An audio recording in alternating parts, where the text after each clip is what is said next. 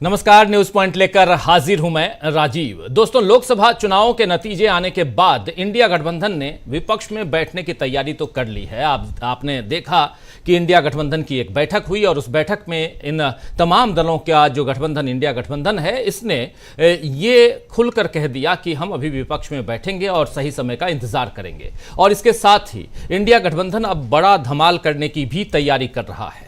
अभी कुछ देर पहले कांग्रेस अध्यक्ष मल्लिकार्जुन खड़गे के निवास पर कांग्रेस की एक अहम बैठक हुई है। ये वीडियो, ये विजुअल देखिए आप। यहां पर कौन कौन लोग आपको दिखाई दे रहे हैं। यहां मल्लिकार्जुन खड़गे दिखाई दे रहे हैं और खड़गे जी के अलावा यहां सोनिया गांधी दिखाई दे रही हैं, राहुल गांधी दिखाई दे रहे हैं, केसी वेणुगोपाल दिखाई दे रहे हैं और इनके साथ साथ प्रियंका गांधी भी हैं इसी बैठक में। तो और भावी रणनीतियों पर, आगे की रणनीति क्या होनी चाहिए, इस पर कांग्रेस पार्टी ने इस बैठक में मल्लिकार्जुन खड़गे के घर पर बातचीत की है। यानी कि कुछ खास मुद्दों पर चर्चा हुई है। और वो खास मुद्दे क्या क्या हैं? 3 प्रमुख मुद्दे हैं। पहली बात कि राहुल गांधी के संसदीय क्षेत्र के चयन पर विचार किया गया कि राहुल गांधी वायनाड रखें अपने पास या रायबरेली रखें, किसको चुनें, वायनाड को या रायबरेली को, क्योंकि ये राहुल गांधी को कल तक डिक्लेयर करना है। दूसरी बात सबसे अहम कि राहुल का नाम नेता प्रतिपक्ष के लिए सुझाया गया है, इस पर भी कांग्रेस को फैसला लेना है और राहुल गांधी को फैसला लेना है। तो राहुल गांधी के साथ साथ सोनिया गांधी, मल्लिकार्जुन खड़गे, केसी वेणुगोपाल और प्रियंका गांधी, इन लोगों ने इस पर भी विचार मंथन किया कि आखिर राहुल गांधी नेता प्रतिपक्ष बने या न बने। यह दूसरा मामला। और तीसरा मामला जो महत्वपूर्ण है वो है कि लोकसभा में जब स्पीकर पद की बात हो तो कांग्रेस का कदम क्या होना चाहिए, यानी कांग्रेस कौन सा कदम उठाए कि लोकसभा स्पीकर पर वहां पर आम सहमति बने या यहां इंडिया गठबंधन अपनी मजबूती दर्शाते हुए दिखाई दे। आप जानते हैं दोस्तों कि अगले हफ्ते यानी 24 जून से संसद का विशेष सत्र शुरू होने जा रहा है और 26 तारीख को स्पीकर के नाम की घोषणा हो सकती है, जिसके लिए इंडिया गठबंधन ने बिसात बिछा ली है। इस बार भी स्पीकर पद पर बीजेपी अपने सांसद को बिठाने की तैयारी कर रही है। बताया यह भी जा रहा है कि ओम बिरला को ही मोदी फिर से लोकसभा अध्यक्ष बनाना चाहते हैं। और इसके पीछे का कारण आप समझिए। पीछे का कारण यह है कि नरेंद्र मोदी ने प्रधानमंत्री पद बनने पर आसीन होने के बाद उसके साथ साथ उन तमाम अपने चहेतों को वही पद दिया जिस पद पे 2019 से 24 के बीच ये थे। चाहे वो निर्मला सीतारमण हो, चाहे वो अमित शाह हो, चाहे आप देख लीजिए कि राजनाथ सिंह हो और गडकरी हो, ये तमाम नेता उन्हीं पदों पर विराजमान दिखाई दिए जिन पदों पर पहले थे। लेकिन इस बार क्या नरेंद्र मोदी और उनकी पार्टी की मनमानी चल पाएगी? और खासकर इस लोकसभा अध्यक्ष के नाम पर यह देखना दिलचस्प होगा, क्योंकि बीजेपी सूत्रों से जो खबर आ रही है वो यही आ रही है कि लोकसभा अध्यक्ष के पद के लिए, स्पीकर पद के लिए बीजेपी के पास एक और सिर्फ एक नाम है और वो नाम है ओम बिरला का। बीजेपी इसी ढंग से, नरेंद्र मोदी उसी चीज को कंटिन्यू करना चाहते हैं और ये दिखाना चाहते हैं, रखना चाहते हैं लोगों के बीच कि कुछ भी नहीं बदला है और ये मोदी 3.0 है। यानी मोदी का तीसरा कार्यकाल है जो 5 साल तक ये चलाएंगे। ये एक मैसेज देने की कोशिश, जैसे वो मैसेज देने की कोशिश थी कि अब की बार 400 पार नहीं तो 350 तो बीजेपी को आ ही रही हैं सीटें, उस पर कहीं ना कहीं विराम लगाते हुए जब दिखाई दिया इंडिया गठबंधन, तो यहां से अगर एन केन प्रकार सत्ता पर काबिज हो गए हैं नरेंद्र मोदी, तो अब यह बताने की कोशिश हो रही है कि हम जैसा चाहेंगे वैसा करेंगे। लेकिन क्या यह मनमानी चल पाएगी? बड़ा सवाल है, क्योंकि जेडीयू और टीडीपी दोनों की सहमति जरूरी है और बताया जा रहा है कि जेडीयू तो शायद बीजेपी की बात मान जाए, लेकिन टीडीपी स्पीकर पद पर अपने सांसद को बैठाना चाहती है। अशोक गहलोत, संजय राउत, आदित्य ठाकरे जैसे नेता पहले ही दोनों दलों को सावधान कर चुके हैं कि स्पीकर का पद उन्हें ही रखना चाहिए, यानी कि टीडीपी को या उनके साथी यानी नीतीश कुमार की पार्टी जेडीयू को, अन्यथा बीजेपी कोई खेल कर देगी। वहीं आज प्रियंका चतुर्वेदी ने भी इस पर एक वीडियो जारी करके जेडीयू और टीडीपी से कहा है कि वे स्पीकर का पद खुद रखें। आइए प्रियंका चतुर्वेदी को पहले सुनते हैं। प्रियंका चतुर्वेदी, ये जो आप विजुअल्स देख रहे हैं, ये विजुअल्स मल्लिकार्जुन खड़गे के घर पर जब सोनिया गांधी, राहुल गांधी, ये तमाम नेता पहुंचे हैं उस समय की ये विजुअल्स हैं। अभी से थोड़ी देर पहले इन सब की बैठक हो रही थी, उस पर हम अभी आपको उसकी बात बता ही रहे थे। लेकिन प्रियंका चतुर्वेदी क्या कुछ कह रही हैं स्पीकर पद को लेकर, ये पहले सुनते हैं, सुनिए। नमस्कार। कुछ ही दिनों में नवनिर्वाचित सारे सांसद अपनी शपथ ग्रहण करेंगे और उस सत्र के समय स्पीकर की भी घोषणा होगी। स्पीकर का रोल बहुत इंपॉर्टेंट रोल हो गया है और खास करके जब से भारतीय जनता पार्टी ने कुछ हथकंडों को अपनाकर संविधान को दरकिनार कर प्रजातंत्र के उसूलों को दरकिनार कर स्पीकर के प्रोफाइल को हुआ या गवर्नर के प्रोफाइल का इस्तेमाल कर अपनी मनमानी की है। पार्टियां तोड़ी हैं, सरकारें गिराई हैं, पार्टी पक्ष के जो सिंबल हैं, पार्टी के नाम हैं, जो उनका साथ देता है उनको दे दिए हैं और इसी मनमानी के चलते आज उनको खामियाजा भुगतना पड़ रहा है, जहां उनको सिंपल मेजॉरिटी से दूर रखा गया है। और खास करके इस समय पर ये रोल इम्पोर्टेंट इसलिए हो जाता है क्योंकि अब ये जो लड़ाई है प्रजातंत्र और संविधान की, वो आगे लेकर जानी है और उनके दो अलायंस पार्टनर्स जो खुद भुक्तभोगी हैं, टीडीपी और जेडीयू के साथ जिस तरीके से गठबंधन टूटा और जो अपशब्द कहे गए नीतीश कुमार जी को लेकर, वो तो सबके सामने है ही। अमित शाह की तरफ से बयानबाजी हुई थी। सेम चंद्रबाबू नायडू जी को कैसे स्टेट गवर्नमेंट के अपैरेटस का यूज करके केंद्र सरकार ने उनको जेल में डाला और उनके अधिकारों का हनन किया और उनको मजबूर किया कि किसी तरीके से वो कॉम्प्रोमाइज करें। तो अब उनकी जिम्मेदारी बनती है कि आपको कैबिनेट में तो कोई ऐसा महत्वपूर्ण रोल नहीं दिया है, अब जिम्मेदारी बनती है कि देश के संविधान को बचाकर रखने के लिए, देश के प्रजातंत्र को बचाकर रखने के लिए आप स्पीकर के रोल पे अड़े रहिए, मांग करिए, क्योंकि ये जो दायित्व होगा वो देश को के संविधान को बचाने के लिए होगा। आपने महाराष्ट्र में देखा किस तरीके से जो स्पीकर का रोल था उसके चलते कॉन्स्टिट्यूशन अंडरमाइन हुआ, प्रजातंत्र के उसूल अंडरमाइन हुए। सुप्रीम कोर्ट का बाकायदा वर्डिक्ट था कि डिस्क्वालिफिकेशन, जो एमएलएज जिन्होंने पार्टी विप को डिफाई किया और जाकर फ्लोर टेस्ट में किसी के खिलाफ वोटिंग की है, उनको डिस्क्वालीफाई होना चाहिए। पर स्पीकर ने इस पर कोई कार्रवाई नहीं की। स्पीकर ने जिन्होंने गद्दारी की पार्टी के साथ, शिवसेना के साथ।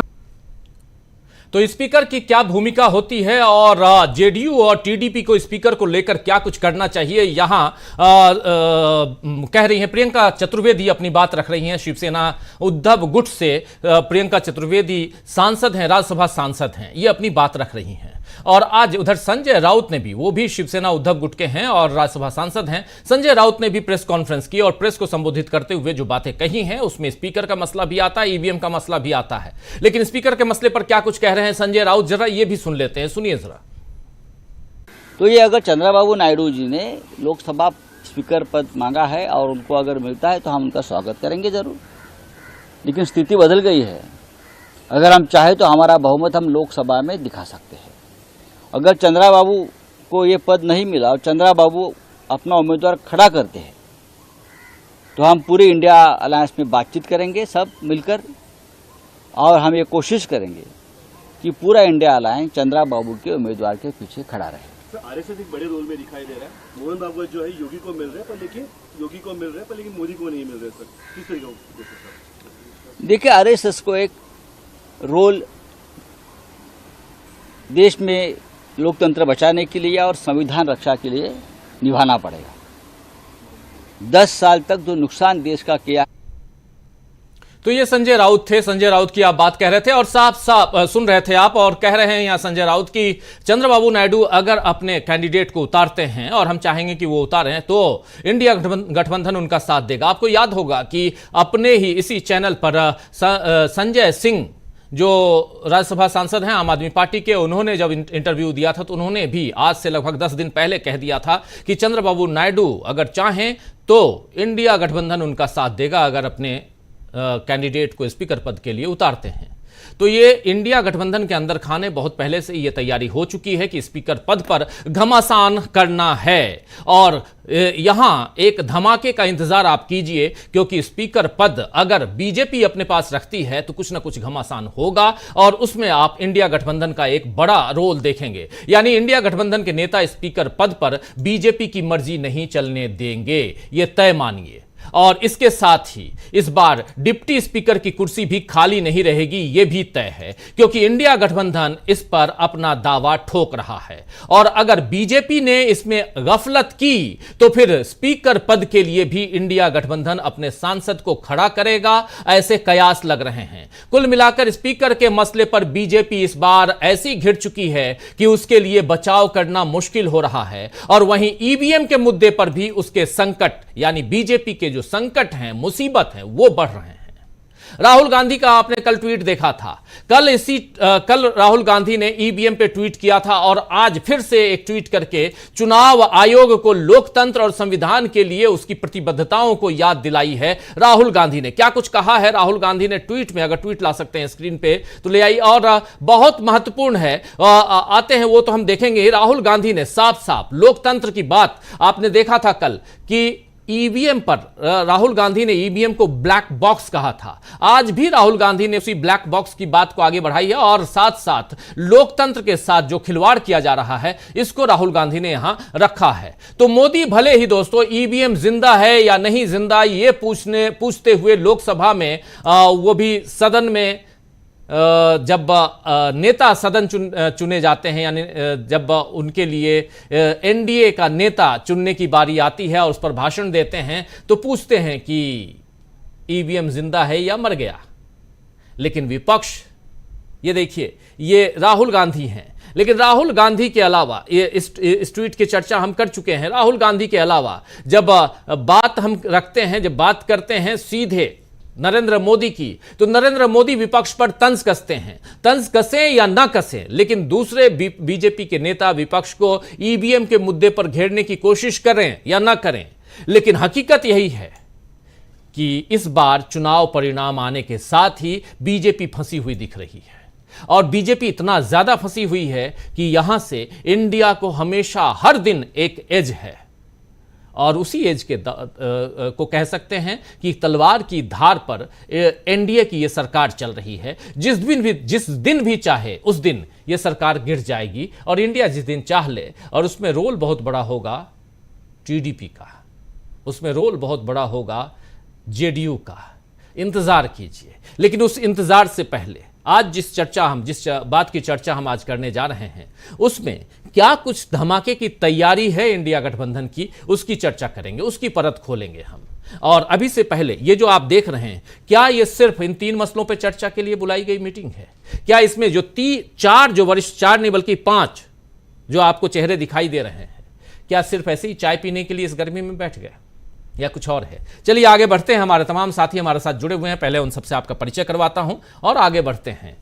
जरा स्क्रीन पर हमारे तमाम साथियों को ले आइए। देखिए स्क्रीन पर हमारे साथ जुड़े हुए हैं डॉक्टर प्रकाश हिंदुस्तानी जी, प्रशांत टंडन जी, प्रोफेसर रविकांत जी, सुनील शुक्ला जी और अमलेंदु उपाध्याय जी। आप पांचों का स्वागत है, इस्तकबाल है। स्वागत इस्तकबाल आप तमाम दोस्त साथी शुभचिंतक आप सबका जो अब तक जुड़ चुके हैं, जो जुड़ने वाले हैं। कार्यक्रम की शुरुआत करूं उससे पहले आप सभी को ईद की बहुत बहुत मुबारकबाद, बहुत शुभकामनाएं।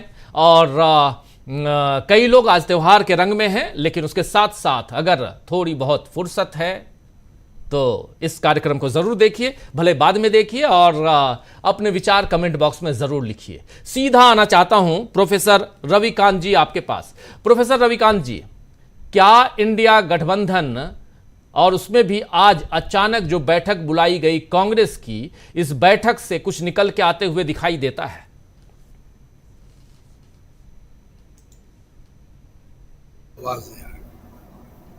आवाज नहीं आ रही। आपकी आवाज नहीं आ रही है, अनम्यूट कर लीजिए। कुछ कोई बात नहीं, आप रिकनेक्ट कीजिए जरा जल्दी से। जी जी जी प्लीज, आ गई, आवाज आ गई आपकी। अब आ रही है? जी आ रही है। तो राजीव जी, मैं ये कह रहा था कि इस बार विपक्ष बहुत मजबूत भी है और मुस्तैद भी। राहुल गांधी, मल्लिकार्जुन खड़गे ये दो नेता ही नहीं, बल्कि अगर आप जिन लोगों को आपने दिखाया, संजय राउत हो, प्रियंका चतुर्वेदी हो, उद्धव ठाकरे हो, शरद पवार हो, या अखिलेश यादव भी और तेजस्वी यादव भी, ये तमाम नेता बहुत बारीक नजर बनाए हुए पूरे जिस तरह की सत्ता संस्कृति चल रही है। और आज आप देखिए कि एक बड़ी रेल दुर्घटना हुई जी, लेकिन रेल मंत्री की कोई जिम्मेदारी नहीं, कोई इस्तीफे नहीं होते हैं सरकार में, लोग मरते हैं तो मरे, कोई चिंता नहीं है इनको। हाँ, वो रेल जरूर आ जाएगी कुछ समय के बाद।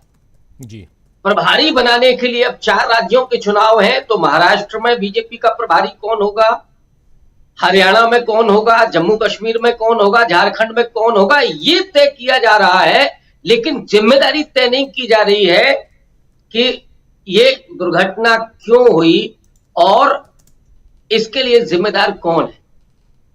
ये तो सत्ता संस्कृति की स्थिति है।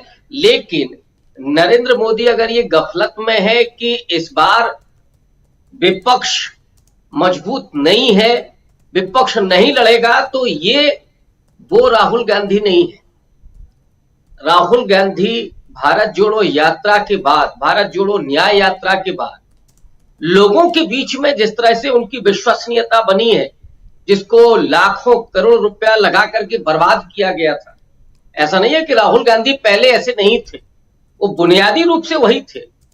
लेकिन गोदी मीडिया के जरिए, आईटी सेल के जरिए जो छवि खराब की गई थी, उसे राहुल गांधी ने एकदम खत्म कर दिया है। जी, बात चल रही है कि Rahul Gandhi leader of opposition हो, और इससे जितना विपक्ष उत्साहित होगा उससे ज्यादा डर तो सत्ता पक्ष में होगा।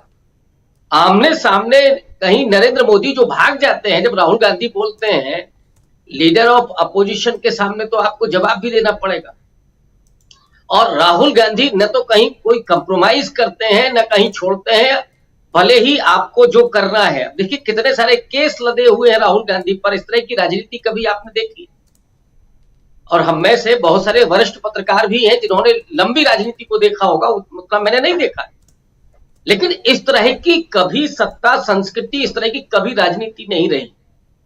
लेकिन इस बार जो विपक्ष है वो विपक्ष बेहद चौकन्ना है, और वो जिस मुद्दे की इस बार जीत हुई है, राजीव जी, ये जो चुनाव है, भले ही नरेंद्र मोदी ने सरकार बना ली हो, लेकिन जिस एजेंडे की जीत हुई है वो सोशल जस्टिस का एजेंडा है, सरकारी नौकरियों को देने का एजेंडा है, वो सामाजिक न्याय का एजेंडा है, जाति जनगणना का एजेंडा है।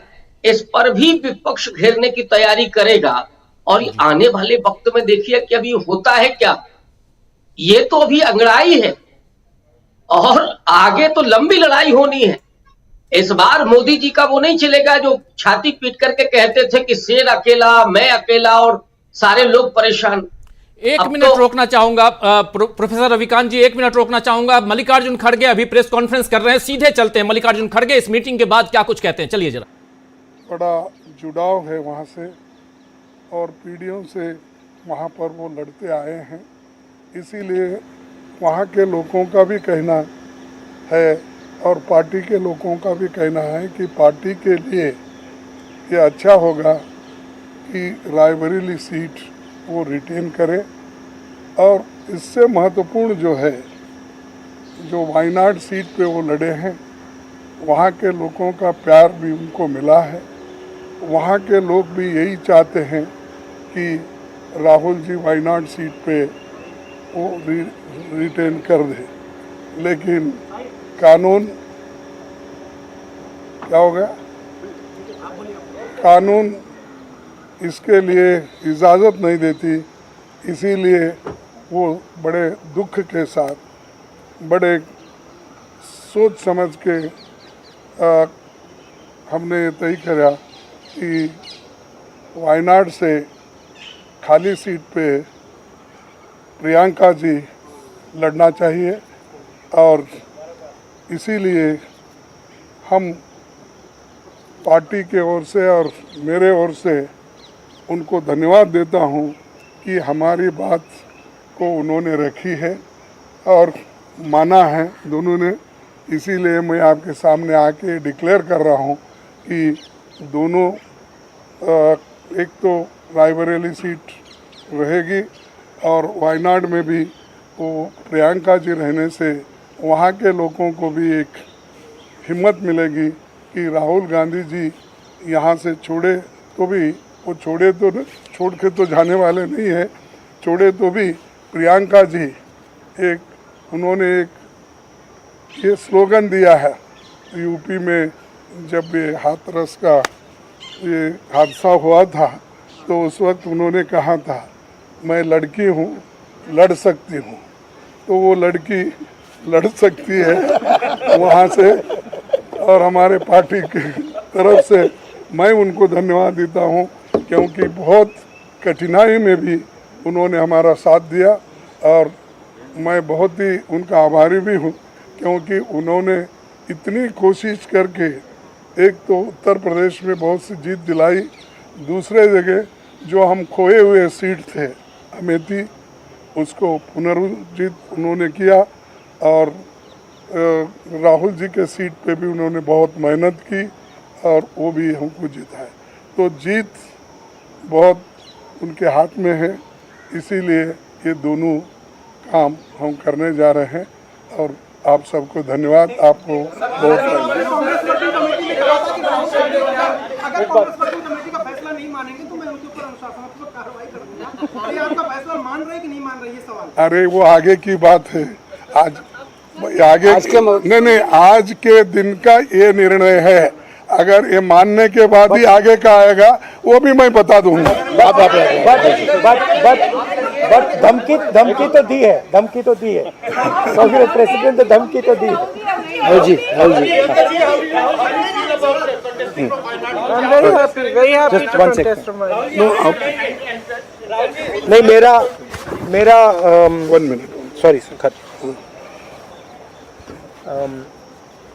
मेरा रायबरेली से और वायनाड से इमोशनल कनेक्शन है। पिछले 5 सालों में मैं वायनाड का एमपी था और वायनाड के सब लोगों ने, हर पार्टी के लोगों ने प्यार दिया, तो उसके लिए मैं दिल से धन्यवाद करता हूं और पूरी ज़िंदगी उसको याद रखूंगा। प्रियंका वायनाड से चुनाव लड़ेगी, मगर मैं भी पीरियोडिकली वायनाड जाऊंगा और जो वायदे हमने वायनाड को किए थे उनको हम पूरा करेंगे। रायबरेली का पुराना रिश्ता है, काफ़ी खुशी हो रही है कि मैं उनको फिर से रिप्रेजेंट करूंगा, मगर आसान निर्णय नहीं था, मुश्किल निर्णय था क्योंकि जुड़ाव दोनों के साथ है। सो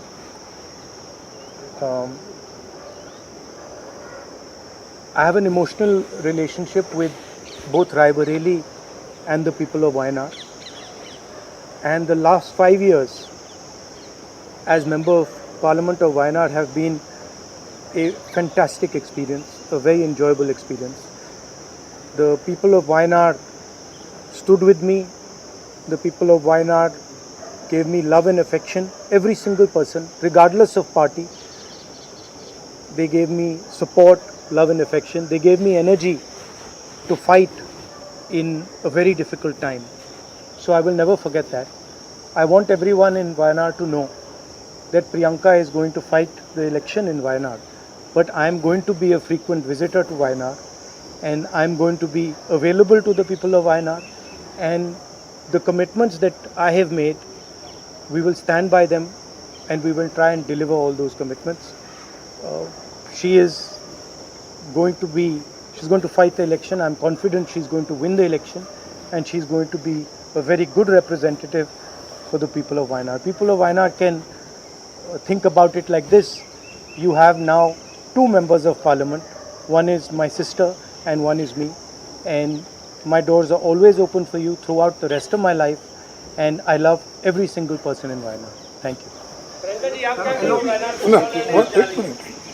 बहुत खुश हूँ मैं. I am very happy to be able to represent Wayanad and all I will say is that I won't let them feel his absence. As he said, he'll come many times with me, but I will work as hard and I will try my best to make everybody happy and to be a good representative.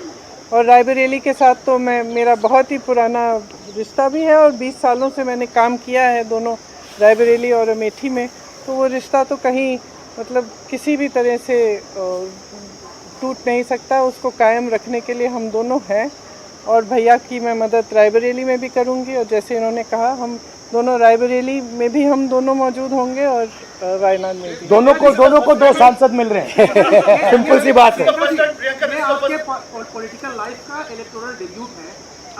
हर राजनेता चुनाव में जाना चाहता है, आप पहली बार चुनाव में जा रही हैं, क्या कहेंगी इस बारे में? किस तरह की आपकी जो इस समय भावना है?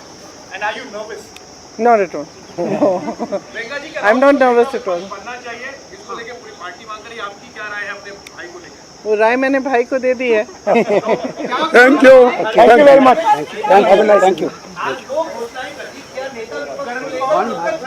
अरे जल्दी करूँगा.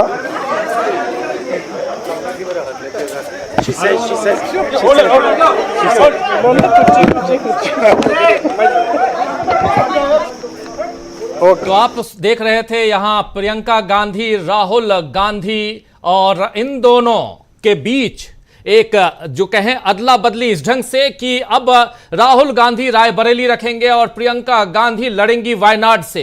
एक बहुत बड़ी खबर अभी आ रही है और यह खबर लगातार हम लोग चर्चा कर भी रहे थे कि राहुल गांधी शायद रायबरेली रखें अपने पास, क्योंकि राहुल गांधी 2 जगहों से सांसद हैं और कल तक उनको यह फैसला लेना था. आज यह फैसला इन्होंने ले लिया और इसकी सूचना, इसकी घोषणा जो है वो आज कांग्रेस अध्यक्ष मल्लिकार्जुन खड़गे ने राहुल गांधी, प्रियंका गांधी और केसी वेणुगोपाल के सामने मीडिया के सामने आकर इन्होंने की है. और इस घोषणा में साफ साफ बता दिया, राहुल गांधी ने कह दिया कि मेरे लिए ये डिसीजन लेना बहुत मुश्किल था क्योंकि 5 साल तक हम लगातार वायनाड के सांसद रहे और वायनाड के लोगों से मेरा जो प्यार है वो बना रहेगा और एक वादा जरूर करता हूं कि अब वायनाड में भी हर सप्ताह आया जाया करूंगा. और अब वायनाड को 2 सांसद मिलेंगे. प्रियंका वहां से वायनाड से चुनाव लड़ेंगी और जीतेंगी, ऐसा दावा, ऐसी उम्मीद है. और दूसरी तरफ रायबरेली के लोगों को भी 2 सांसद इसलिए क्योंकि मैं यानी राहुल गांधी खुद रहेंगे सांसद और साथ में जो आने वाली सांसद वायनाड से हैं वो भी बीच बीच में रायबरेली आएंगी. तो एक अपना इन्होंने, इन दोनों भाई बहनों ने चाहे रायबरेली हो या वायनाड हो, इन दोनों जगहों के जो मतदाता हैं, वहां की जनता है, उनको भरोसे में लेने की कोशिश, उनको विश्वास दिलाने की कोशिश इन लोगों ने की है. एक बहुत बड़ी खबर अभी आ रही है आप लोगों के बीच. दोस्तों, अभी से थोड़ी देर पहले जैसे ही हमने इस कार्यक्रम की शुरुआत की थी, आपको बताया था कि मल्लिकार्जुन खड़गे के घर पर मीटिंग चल रही है, हाई प्रोफाइल मीटिंग. इसमें 4 लोग मौजूद हैं. सोनिया गांधी, आप पिक्चर देख रहे हैं, सोनिया गांधी हैं. उन सोनिया गांधी के अलावा राहुल गांधी, प्रियंका गांधी और केसी वेणुगोपाल, इन 5 लोगों के बीच जो बैठक हुई, इस बैठक से निकलकर प्रेस को संबोधित करते हुए मल्लिकार्जुन खड़गे ने आज इसकी घोषणा कर दी कि राहुल गांधी वायनाड छोड़ेंगे और प्रियंका गांधी वहां से उम्मीदवार होंगी और प्रियंका गांधी जरूर जीतेंगी, ऐसा दावा चाहे मल्लिकार्जुन खड़गे हो या राहुल गांधी हो करते हुए. अब प्रियंका गांधी कहें तो इलेक्टोरल पॉलिटिक्स में डेब्यू है प्रियंका गांधी का. यहां से अभी तक कहा जा रहा था कि प्रियंका चुनाव लड़ेंगी कि नहीं लड़ेंगी, क्या करेंगी क्या नहीं करेंगी, उनके भाग्य को, उनके भविष्य को लेकर उहापोह की स्थिति बताई जाती रही है. लेकिन अब यह साफ दिखाई दे रहा है कि आने वाले समय में वायनाड से प्रियंका गांधी सांसद चुन के आएंगी. इसमें अभी चुनाव कब होगा, 6 महीने के अंदर चुनाव की घोषणा होती, चुनाव करवाना होता है, आप सब जानते हैं. और चुनाव की घोषणा कब होती है, उपचुनाव की घोषणा, और फिर इनके आगे कौन कौन होते हैं ये सब देखा जाएगा. लेकिन एक बहुत ही तगड़ा उम्मीदवार कांग्रेस ने वायनाड से दे दिया है और राहुल गांधी ने वायनाड के लोगों से जो वादा किया था वो वादा वो पूरा करते हुए नजर आते हैं. अब सीधे आते हैं हमारे तमाम साथियों के बीच. देखिए, इस वक्त हमारे साथ 5 वरिष्ठ साथी जुड़े हुए हैं. प्रोफेसर रविकांत जी अपनी बात रख रहे थे, तभी ये ब्रेकिंग खबर आई जो हम सीधे आप लोगों तक लेके आ रहे थे. प्रोफेसर रविकांत जी, सबसे पहले आपकी प्रतिक्रिया और तमाम हमारे साथी इन सबके बीच भी जाते हैं. और जो साथी बाद में जुड़े हैं, आप सबको एक बार फिर से इस्तकबाल आप सबका करता हूं, स्वागत करता हूं और ईद मुबारक कहता हूं। आप सबको बहुत बहुत शुभकामनाएं। चलते हैं, आगे बढ़ते हैं। प्रोफेसर रविकांत जी क्या कहेंगे इस पर, पहली प्रतिक्रिया। राजीव जी, देखिए, कांग्रेस का ये जो निर्णय है वो बहुत स्वागत योग्य है और बहुत सधा हुआ निर्णय है। वायनाड सीट से प्रियंका गांधी के लिए कोई चैलेंज नहीं होगा, नंबर 1। नंबर 2, रायबरेली से राहुल गांधी ने जो चुनाव लड़ा, यहाँ की जनता की जिस तरह की प्रत्याशाएं थी, जो अपेक्षाएं थी, उनको वो दरकिनार नहीं कर सकते थे। वायनाड में ऑलरेडी वो 5 साल दे चुके हैं, लेकिन प्यार उनका दोनों तरफ है, लोग उनको बराबर चाहते थे, तो प्रियंका को वहां भेजा जा रहा है और निश्चित रूप से उत्तर और दक्षिण दोनों ही क्षेत्रों की राजनीति को साधने का एक बहुत बड़ा ये प्रयास है। दूसरी महत्वपूर्ण बात कि प्रियंका गांधी मुझे लगता है कि करीब 15 साल के बाद चुनाव लड़ने जा रही है। लंबे समय से वो राजनीति में काम कर रही हैं। भारतीय जनता पार्टी और उसके जो आईटी सेल, ये सब जो बराबर कहते हैं कि साहब ये परिवारवाद की राजनीति है, उन्हें ये समझना होगा कि यहाँ तो इतने लंबे संघर्ष के बाद डेब्यू करने का मौका मिल रहा है। प्रियंका गांधी लगातार चुनाव में काम करती रही, लगातार संगठन में काम करती रही, लेकिन उन्हें अब जाकर के कहीं चुनाव लड़ने का मौका मिला है। लेकिन खैर, वो तो अपना आरोप लगाते ही रहेंगे। ये चीजें दिखाती हैं कि इस समय आत्मविश्वास कितना है कांग्रेस पार्टी में। आपने देखा विपक्ष में है, लेकिन राहुल गांधी जिस तरह से मुस्कुराते हुए दिख रहे हैं, आत्मविश्वास से लबरेज दिख रहे हैं, वो मोदी के लिए बहुत बुरा समय होने जा रहा है। ये संकेत नरेंद्र मोदी के लिए बुरा है और आने वाले वक्त में ये जो 99 की संख्या है, ये अभी बढ़ रही है। बहुत सारे लोग तो आ ही चुके हैं, 2-3 लोग शायद आ चुके हैं। 3 लोग वायनाड सीट भी कांग्रेस के पास ही रहेगी और आने वाले समय में जो चैलेंज है नरेंद्र मोदी के लिए वो कम नहीं पड़ने वाला है, क्योंकि राहुल गांधी लगातार घेरेंगे। अब आप ये भी नहीं कह सकते हैं कि वो चुनाव के बाद कहीं बाहर निकल गए हैं। मोदी जी भले ही इटली का दौरा करके आ गए, थोड़ा वहां G7 में था नहीं भारत, फिर भी वो गए, लेकिन राहुल गांधी कहीं नहीं गए। राहुल गांधी यही है।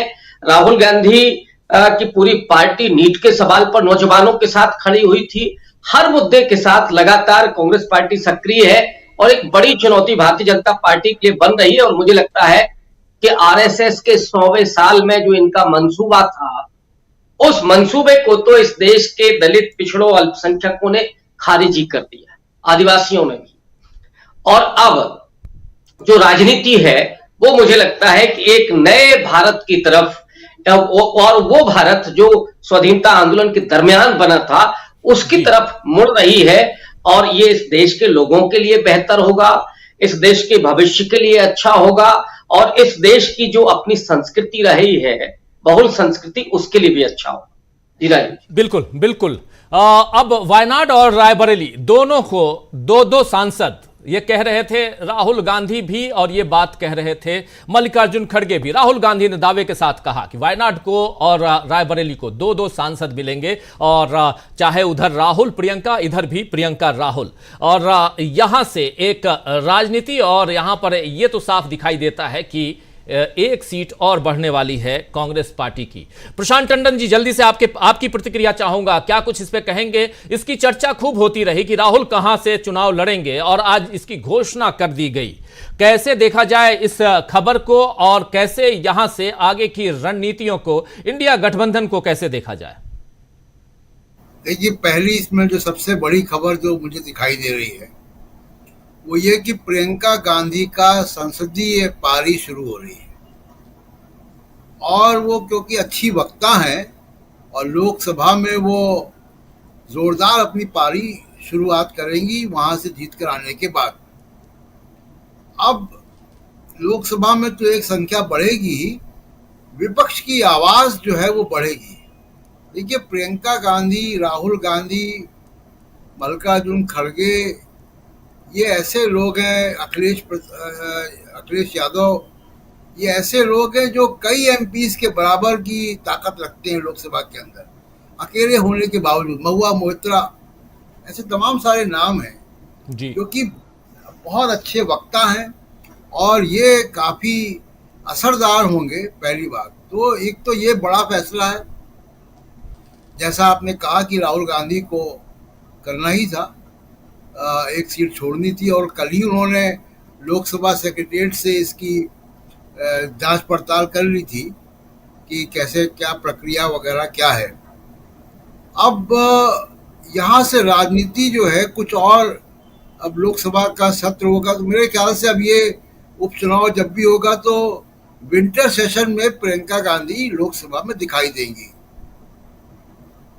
तो ये एक बड़ा सरदर्द बीजेपी नहीं, के अभी लिए। मानसून सेशन है, मानसून सेशन है, मानसून सेशन है, इस बीच अगर जुलाई चुनाव हो जुलाई गए, एंड से मानसून, उसकी घोषणा भी हो चुकी है। मैं डेट अभी भूल रहा हूं, लेकिन जुलाई एंड से है, जुलाई एंड से 15 अगस्त तक, उससे पहले तक 13-14 अगर उपचुनाव अगर इलेक्शन कमीशन तुरंत करवा देगा हाँ, अगले एक आध महीने में, तब तो वरना वो विंटर सेशन में ही आएंगे। लेकिन जो लौटते हैं राजीव जी, जो राजनीति का माहौल चल रहा है इस देश में, तो एक आध बात उस पर, अब तो ये फैसला हो गया, ये फैसला होना ही था।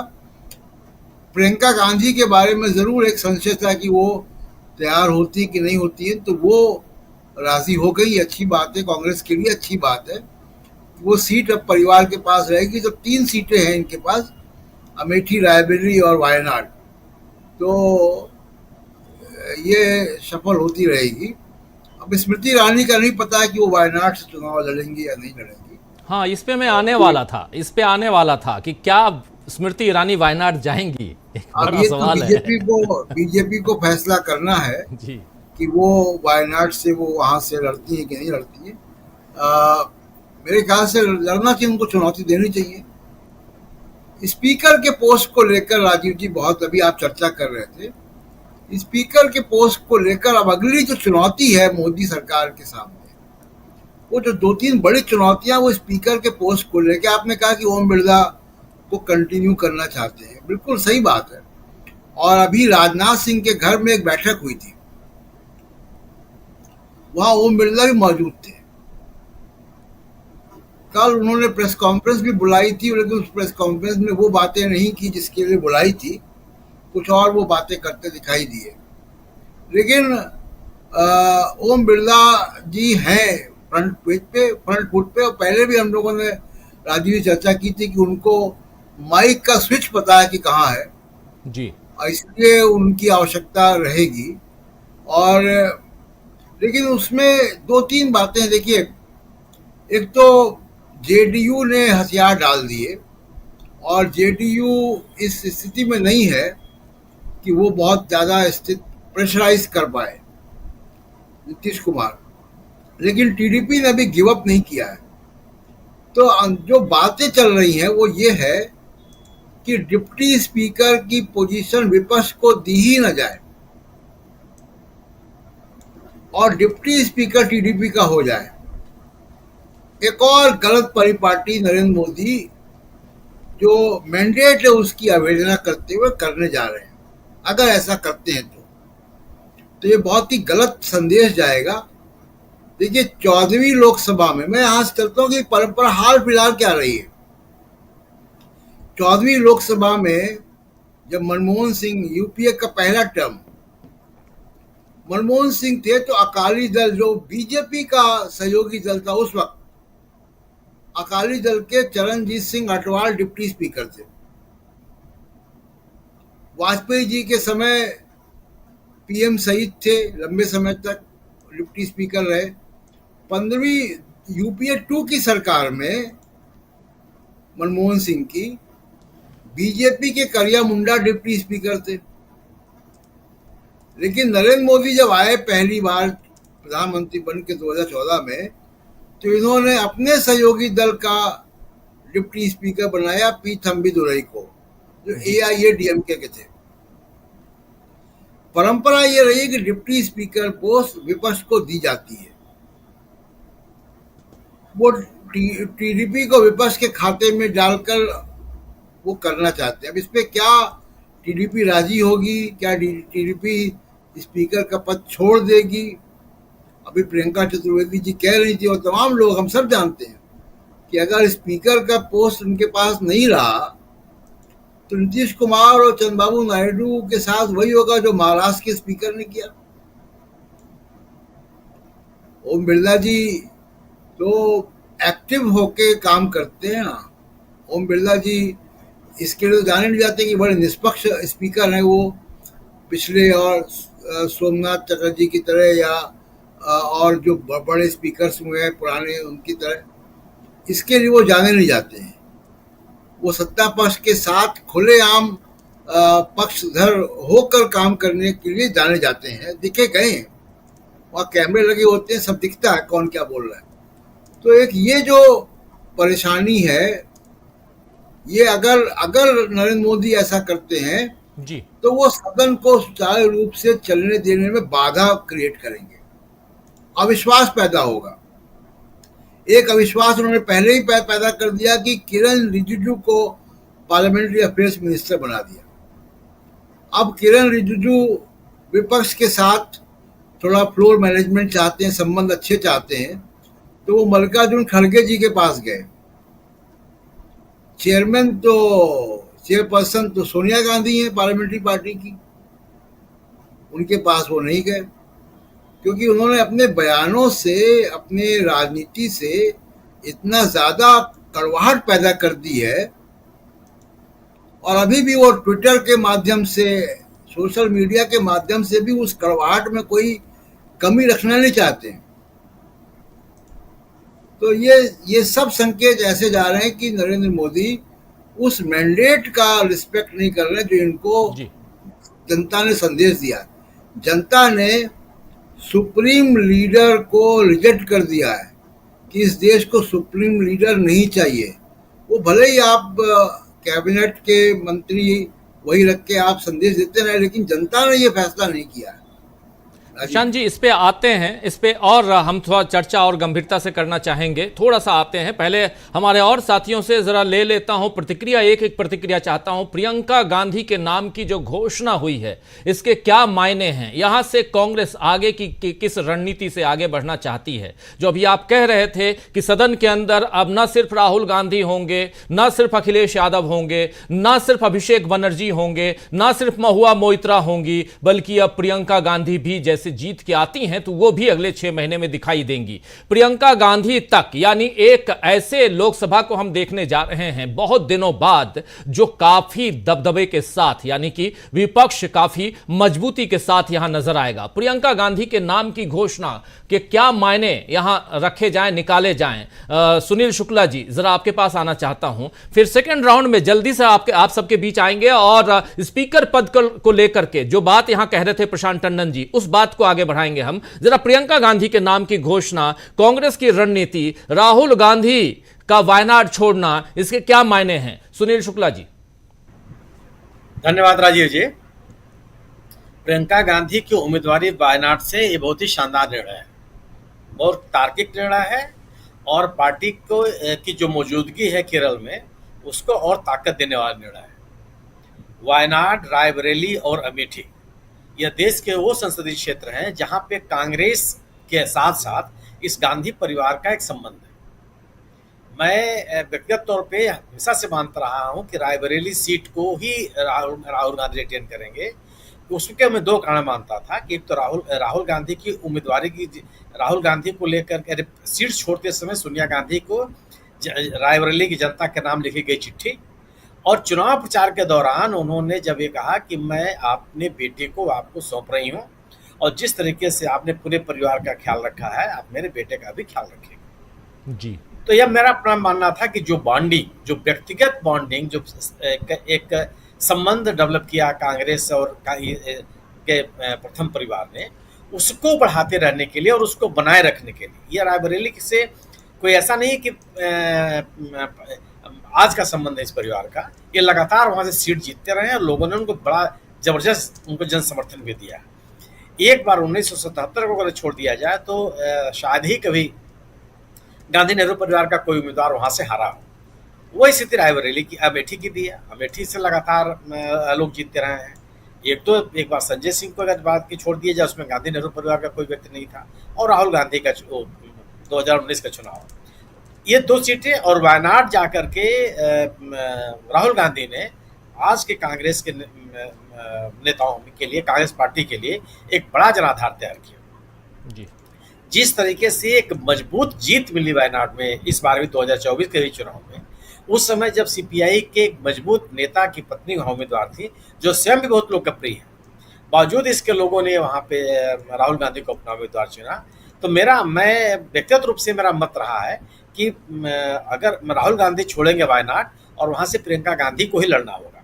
लोग बार बार करुणाकरण जी के बेटे का नाम ले रहे थे जो कि चुनाव लड़ रहे थे गोपी जी के, सुरेश गोपी के खिलाफ, लेकिन मैं व्यक्तिगत रूप से मानता था कि वहाँ पे प्रियंका गांधी लड़ेंगी, क्योंकि एक संसदीय क्षेत्र के साथ जो आपका रिलेशन डेवलप हो जाता है, एक व्यक्तिगत रिलेशन जो डेवलप हो जाता है, परिवार का जो संबंध डेवलप हो जाता है, उसको तोड़ पाना बड़ा मुश्किल होता है।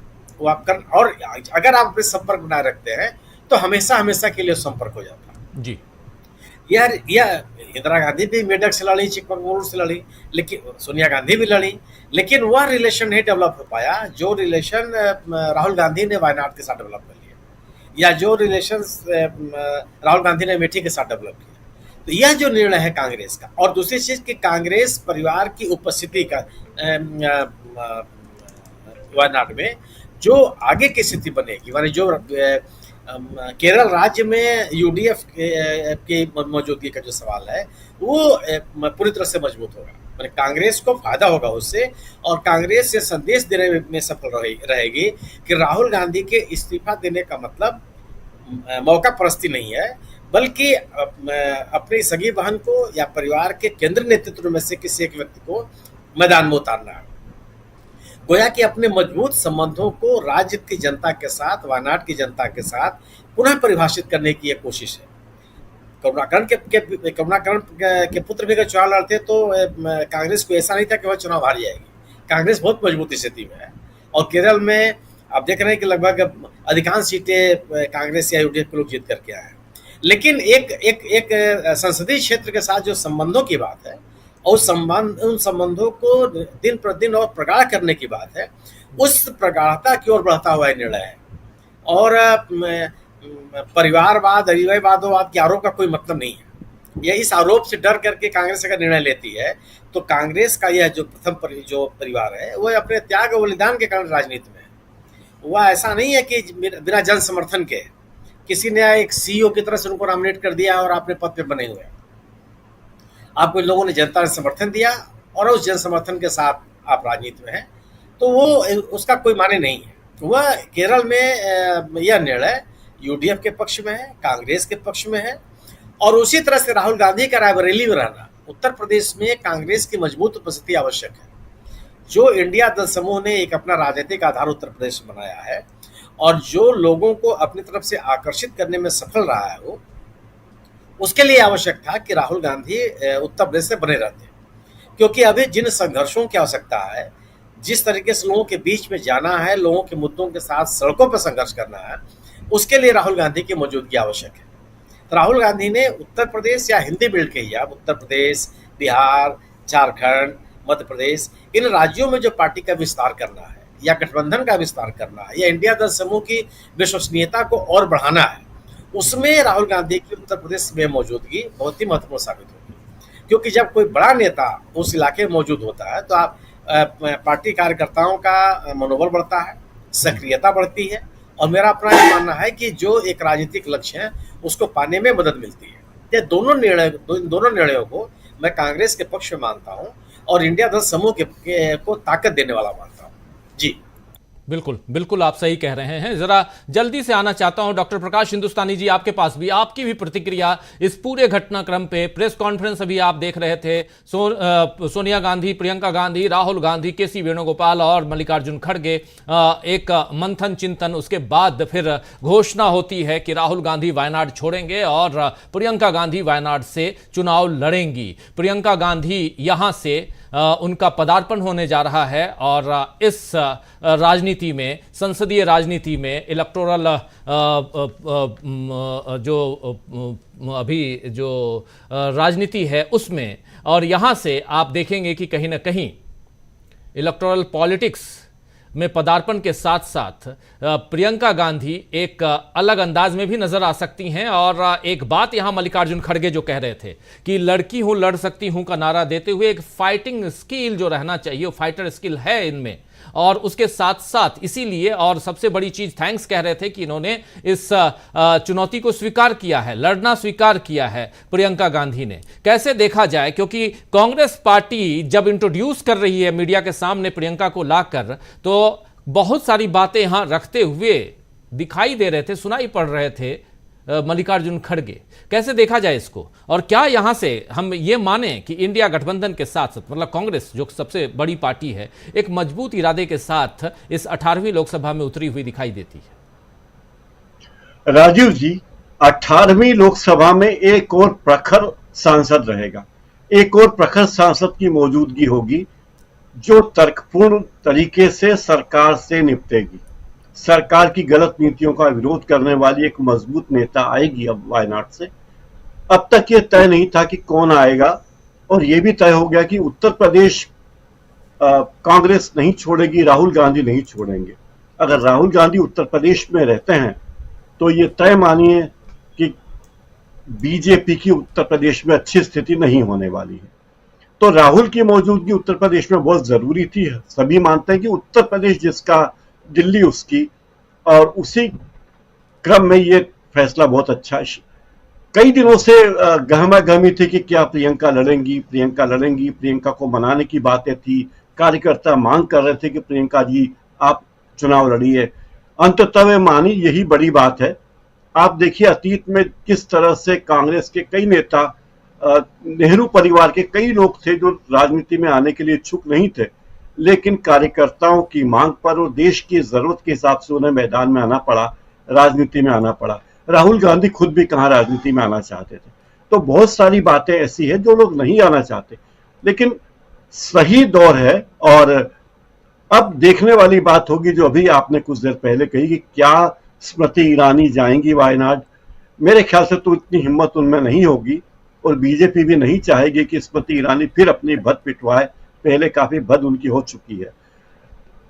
अब प्रियंका गांधी के संसद में जाने से गांधी परिवार के लोग होंगे, लेकिन आप देखिए ऐसे ही काबिल लोगों की संख्या बढ़ेगी संसद में जो बहुत ही प्रखर है, मुखर है, और इससे देश की राजनीति बदलेगी। इससे महिलाओं के हितों की बात करने वाली एक और प्रखर सांसद होगी।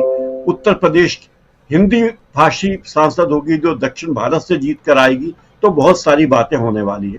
मूल बात यह है कि जो आक्षेप लगाने वाले हैं बीजेपी के लोग, वो लगाएंगे, लेकिन वो अब उनके पास आक्षेप लगाने के अलावा कोई चारा है नहीं। मेरे ख्याल से बहुत ही तर्कपूर्ण फैसला है और सही फैसला है। और प्रियंका गांधी की तैयारी, वे अगर पिछले चुनाव में आती तो बेहतर होता, लेकिन एक चुनाव बाद सही वे आ रही हैं।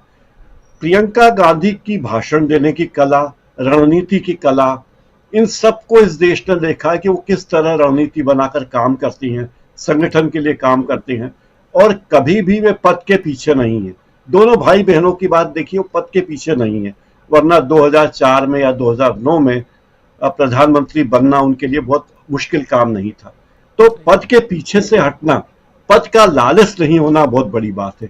एक तरफ स्मृति ईरानी को लोग याद करेंगे, उनके अहंकार को याद करेंगे, जो चुनाव हारने के बाद भी मंत्री बन गई थी और अहंकार से भरी बैठी थी, और दूसरी तरफ लोग प्रियंका को देखिए, विनम्र है, जिन्होंने अपने पिता के हत्यारों को, एक तरफ एक वो पार्टी है जो बदला लेने की सोचती है, दूसरी तरफ वो परिवार है जो एक हत्यारे को भी माफ करने को तैयार है, और हत्यारिन भी वो जिसने उनके परिवार के मुख्य अभिभावक की हत्या की। तो ये उदारता, राजनीति में उदारता आएगी, सक्रियता आएगी, राजनीति का स्तर सुधरेगा, ये अपेक्षा मुझे है। राजीव जी बिल्कुल बिल्कुल। प्रियंका गांधी का वायनाड से उतरना और यहां से राहुल गांधी ने जो वायनाड को वचन दिया था कि हम यहां आपके लिए, मतलब चाहे वायनाड हो या रायबरेली हो, ये बात साफ साफ राहुल गांधी के ने जो अभी तक कही है कि दोनों मेरे लिए इंपॉर्टेंट है, उस इंपॉर्टेंस को यहां पर राहुल गांधी ने रखा है और शायद इसीलिए परिवार के किसी सदस्य को यहां वायनाड से लड़वाया जा रहा है, ये साफ दिखाई देता है। यानी ये नहीं है कि किसी को भी उतार दिया गया। क्या ऐसा माना जाए अमलेंदु उपाध्याय जी? निश्चित तौर पर राजीव जी, एक तो यहाँ दो चीजें मुझको दिख रही है। एक तो प्रियंका गांधी का लंबा राजनीतिक संघर्ष है, लगभग 25 वर्ष से ज्यादा का। अगर मुझे ठीक से ध्यान पड़ता है तो 1999 के चुनाव से वो लगातार मतलब सक्रिय है। तो अब जाकर के अगर वो संसदीय राजनीति में उतर रही है तो ये ऐसा नहीं है कि साथ में मुफ्त में सेहत में तो मिल गया है। 25 साल उन्होंने पर्दे के पीछे रह करके काम किया है और तब जाकर के आज संसदीय राजनीति में उतर रही है। दूसरा ये है राजीव जी की प्रियंका गांधी में जिस तरीके की क्षमताएं हैं, जाहिर सी बात है कि वो क्षमताएं बहुत से लोगों को परेशान करती हैं। प्रियंका गांधी के अंदर क्षमताएं हैं, खासतौर से उनकी भाषण कला जो है और कार्यकर्ताओं से उनका जिस तरीके का संवाद रहता है वो काफी महत्वपूर्ण है और लगभग व्यक्तिगत संबंध जैसे उनके जो अपने कार्यकर्ताओं से हो जाते हैं। इसको मैं जानता हूँ अच्छी तरीके से। तो ये चीज राहुल गांधी ने जहाँ जो कहा वायनाड में जाकर के, तो उसका सीधा सीधा तात्पर्य यही था। दूसरा राजीव जी ये है कि प्रियंका गांधी ने तो इसे कहा जाए जो भाई बहनों के बीच में जो बॉन्डिंग है उसको आप देखिए किस तरीके से, वरना तो राजनीति में राजीव जी भाई बहन भी एक दूसरे के शत्रु हो जाते हैं। यहाँ बॉन्डिंग देखिए किस तरीके से कि 2004 से प्रियंका गांधी अपने भाई के पीछे एक तरीके से कहा जाए वो संबल बन के खड़ी हुई है और आज भी पहले रायबरेली से उनको जिताने के बाद तब जाकर के वो राजनीति में उतर रही है। तो मुझे लगता है कि जो व्यक्तिगत रिश्ते हैं वो राजनीति में किस तरह निभाई जाती है, ये भी इस परिवार से लोगों को सीख लेने की आवश्यकता है। वरना हमने बहुत से लोगों को देखा राजनीति किस तरीके से जो है भाई भाई के खिलाफ चुनाव लड़ते हैं और सब हमने देखा राजनीति में क्या क्या होता है। तो मुझे लगता है कि बहुत कुछ यहाँ से सीखने की आवश्यकता है और एक अच्छा फैसला मुझे लगता है कांग्रेस ने लिया। जी जी बिल्कुल, अच्छा फैसला कांग्रेस ने लिया है। जरा अब आगे बढ़ते हैं और सीधा प्रशांत टंडन जी आपके पास आना चाहता हूं। प्रशांत जी, अभी आप बात कर रहे थे संसद के अंदर जो कुछ होने जा रहा है और उसमें सबसे बड़ी बात प्रशांत जी कि आपसे ये समझना चाहता हूं, और आपसे ही नहीं बल्कि आप चारों साथियों से, और थोड़ी देर बाद फिर से जुड़ेंगे हमारे साथ प्रोफेसर रविकांत जी, उनसे भी, कि सदन के अंदर स्पीकर पद को लेकर जो गहमा गहमी का माहौल है, क्या ये पहली लड़ाई है जिसमें इंडिया गठबंधन भी चाहेगा कि इस लड़ाई को हम जीतें, और उधर बीजेपी जो अभी तक करती आई है, नरेंद्र मोदी जिस ढर्रे को आगे बढ़ाने की कोशिश कर रहे हैं, उसको क्या माना जाए? यहां पर थोड़ा टेक्निकली अंदर न जाते हुए नरेंद्र मोदी की राजनीति और इंडिया गठबंधन की आज की राजनीति को जरा बाइफरकेट करके समझाइए। देखिए, नरेंद्र मोदी की राजनीति राजीव जी समन्वय की राजनीति नहीं है। उनको जनता ने आदेश जरूर दिया है कि आप समन्वय की राजनीति करो। उनको आरएसएस ने भी कुछ अलग शब्दों में ये बात कही है कि आप समन्वय की राजनीति करो, लेकिन वो उस मिट्टी के बने नहीं है कि वो लोकतांत्रिक हो जाएंगे। किसी व्यक्ति का स्वभाव और व्यक्तित्व होता है, वो बदलता नहीं है। तो मुझे लगता नहीं कि वो कोई समन्वय की राजनीति करेंगे। वहां पर टकराव होगा और टकराव में संख्या के बल पर वो कोशिश जरूर करेंगे कि स्पीकर और डिप्टी स्पीकर दोनों जो है वो अपने पास रखें। एक बात तो तय ये हुई है राजीव जी कि इस बार डिप्टी स्पीकर होगा। पिछली बार डिप्टी स्पीकर था ही नहीं, तो इस बार डिप्टी स्पीकर तो होगा। अब एक कोशिश होगी कि डिप्टी स्पीकर टीडीपी को दे दें और स्पीकर अपना रखें, ओम बिरला को ही रखें, क्योंकि उनको माइक का स्विच मालूम है कहाँ है। ये संभावना हो सकती है, लेकिन क्या इस पर टीडीपी राजी होगा, ये एक बड़ा सवाल है। जो कि टीडीपी का कैंडिडेट अगर आता है तो, लेकिन डिप्टी स्पीकर वो टीडीपी को दें या कांग्रेस या विपक्ष को ऑफर करें, इन सब के बावजूद भी विपक्ष को, इंडिया गठबंधन को स्पीकर की पोस्ट के लिए अपना कैंडिडेट उतारना चाहिए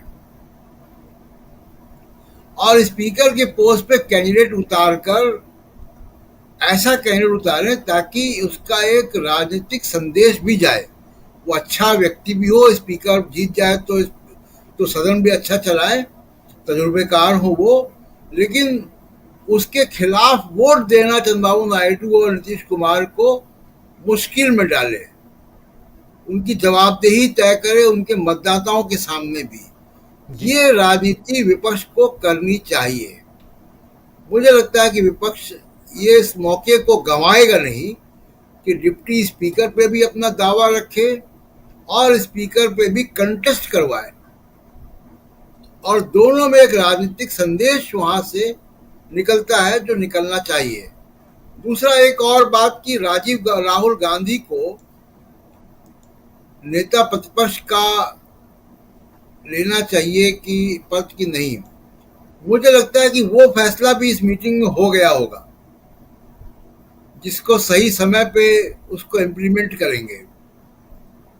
मेरी राय है कि राहुल गांधी को नेता प्रतिपक्ष का पद संभालना चाहिए। अब शैडो में रहने का वक्त नहीं है दो भारत जोड़ो यात्राओं के बाद। और यह ऐसा मैं इसलिए कह रहा हूं कि हमारे सामने दो तरीके के मीडिया है राजीव जी। एक कॉर्पोरेट का मीडिया है जिसका टेलीविजन चैनल्स, जिन्होंने 10-12 साल राहुल गांधी की इमेज को खराब करने का काम किया और आज भी करते हैं। वो प्रोजेक्ट खत्म नहीं हुआ है राहुल गांधी को बदनाम करने का, उसमें वो मीडिया लगा हुआ है, टेलीविजन मीडिया। जो दूसरा मीडिया है जिसको आप कह सकते हैं कि सेकुलर मीडिया है, इंडिपेंडेंट मीडिया है, उस मीडिया ने भी राहुल गांधी की बात कभी नहीं की। उस मीडिया ने भी मोदी की मदद की ये करके कि अगर मोदी नहीं तो कौन, इस सवाल को जीवित रखा उस मीडिया ने, जिसको हम सेकुलर मीडिया के नाम से आमतौर पर जानते हैं। वो बड़े बड़े लेखक जो वहाँ पे लिखते हैं, उन्होंने भी राहुल गांधी की को रिकॉग्नाइज नहीं किया। एक आध मतलब देशबंधु को छोड़ के, डीबी लाइव को छोड़ के हम लोगों ने यहाँ पे राहुल गांधी की बात की शुरू से। लेकिन आप देखिए कि यूट्यूब में भी जो लोग चैनल्स हैं, उन्होंने भी बहुत कम बात की। एक दो के वीडियो मुझे याद है जिन लोगों ने राहुल गांधी के खिलाफ जो प्रोजेक्ट चला उसको एक्सपोज किया, बदनाम करने का प्रोजेक्ट। लेकिन आमतौर पे आप देखिए कि इस सेकुलर मीडिया ने भी राहुल गांधी को रेस्क्यू नहीं किया। ऐसी स्थिति में राहुल गांधी ने, जिन्होंने अपनी इमेज भारत जोड़ो यात्रा से खुद बनाई, लोगों से मिले, सीधे जनता से संवाद किया, राहुल गांधी को नेता प्रतिपक्ष का पद इसलिए देना चाहिए कि इस मीडिया के प्रोजेक्ट को नाकाम करने के लिए आप कितना इग्नोर करोगे भाई जी। मैं सबके नाम लेना नहीं जानता हूँ, लेकिन नहीं लेना चाहता हूँ, लेकिन लोग समझ रहे हैं कि मैं किन की बात कर रहा हूँ, कि इन लोगों ने राहुल गांधी को बुरी तरीके से जो है वो इग्नोर किया। तो नेता प्रतिपक्ष का भी पद लेना चाहिए राहुल गांधी को, और स्पीकर, डिप्टी स्पीकर पे कंटेस्ट करना चाहिए। बिल्कुल आप सही कह रहे हैं कि हो सकता है कि इस चर्चा में यह बात भी आई होगी कि नेता प्रतिपक्ष का पद राहुल गांधी को लेना है या नहीं लेना है, क्योंकि 3 मसले यहां पर इंपॉर्टेंट थे।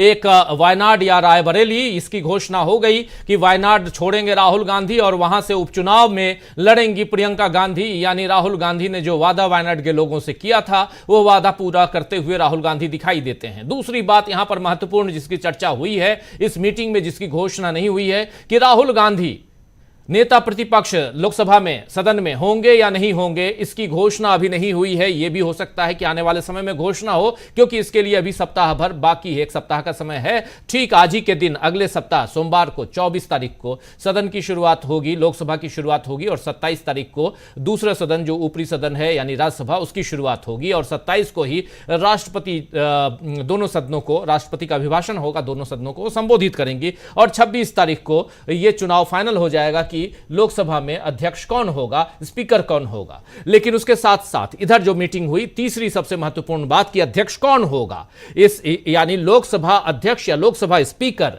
यहां पर कांग्रेस पार्टी और इंडिया गठबंधन की क्या भूमिका होगी। 3 लोगों के बयान आपके सामने हम जब शुरुआत कर रहे थे तो आपके सामने हमने रखे थे। पहला बयान था प्रियंका चतुर्वेदी का, दूसरा बयान था संजय राउत का, और तीसरा बयान जो मैं बताया था वो कि संजय सिंह, आम आदमी पार्टी से राज्यसभा सांसद, उन्होंने हमारे ही चैनल पे इंटरव्यू में आज से 10 दिन पहले कहा था कि हम ये चाहेंगे कि चंद्रबाबू नायडू अपने कैंडिडेट को उतारें, और चंद्रबाबू नायडू के कैंडिडेट को अगर बीजेपी उसका समर्थन नहीं करती है तो इंडिया गठबंधन समर्थन करेगा। क्या कारण है कि आज 10 दिन 15 दिन बाद वही बात प्रियंका चतुर्वेदी भी कह रही हैं, वही बात संजय राउत भी कह रहे हैं? इसका मतलब है कि इंडिया गठबंधन के अंदर इस विषय पर, इस मसले पर चर्चा हो चुकी है।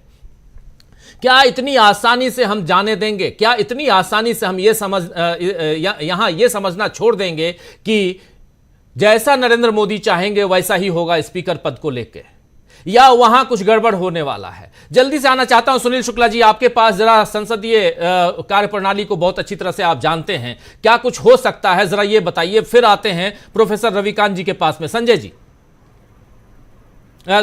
सुनील शुक्ला जी।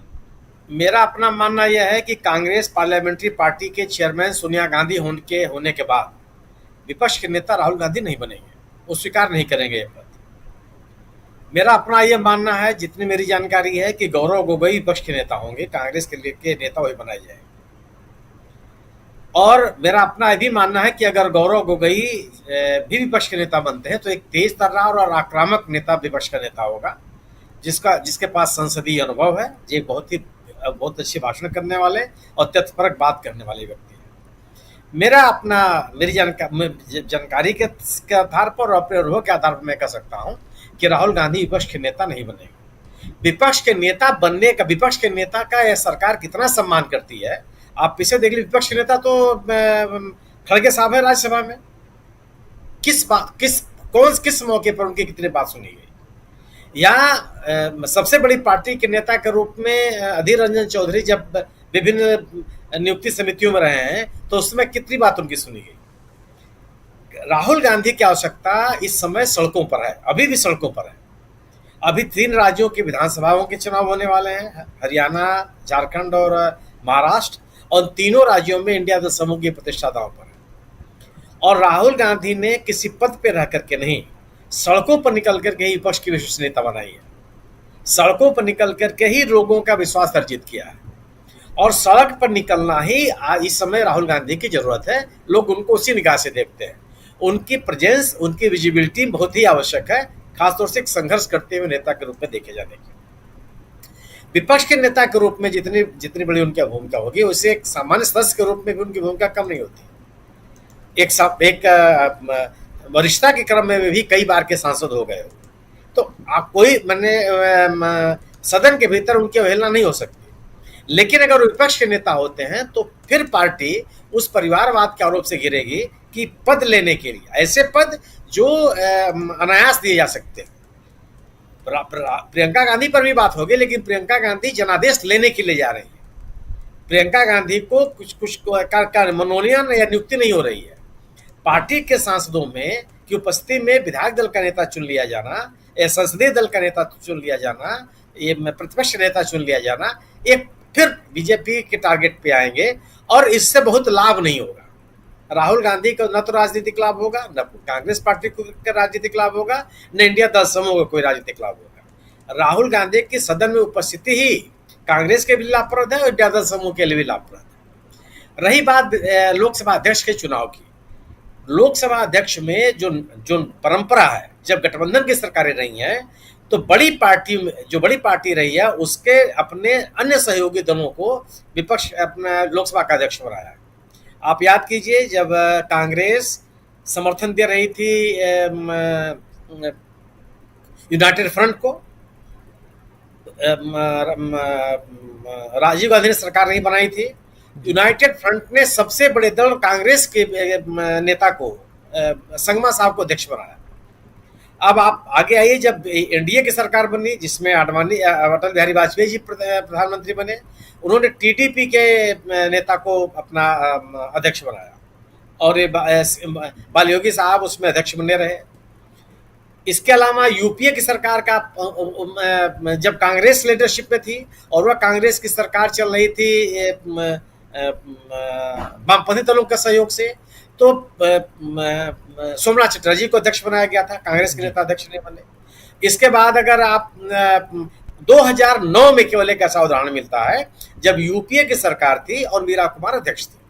कांग्रेस के नेता मीरा कुमार को अध्यक्ष बनाया गया था, लेकिन उस समय के तथ्य बताते हैं कि यूपीए का कोई भी सदस्य न तो इसका विरोध किया था और न अध्यक्ष बनने की मांग की थी। इसके अलावा अपने गठबंधन के सदस्यों के बीच एक विश्वास बनाए रखने के लिए, देश की जनता के बीच यह संदेश देने के लिए कि गठबंधन के सदस्यों के बीच में एक सहमति है, एक व्यवहारिक और प्रशासनिक समझ है, जिससे वह आपसी समझदारी के साथ देश को आगे ले जाना चाहते हैं।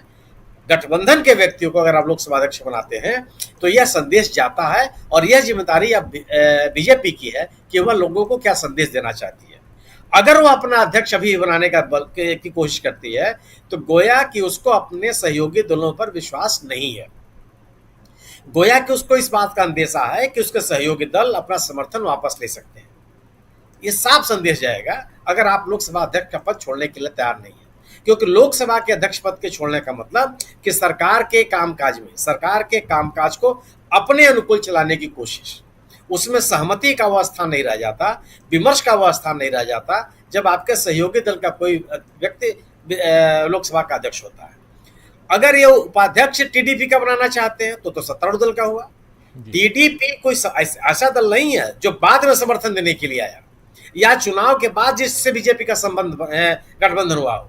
टीडीपी आंध्र प्रदेश में विधानसभा चुनाव के दौरान भारतीय जनता पार्टी के साथ गठबंधन में आ चुका था, इसलिए वह सत्तारूढ़ दल का सहयोगी है।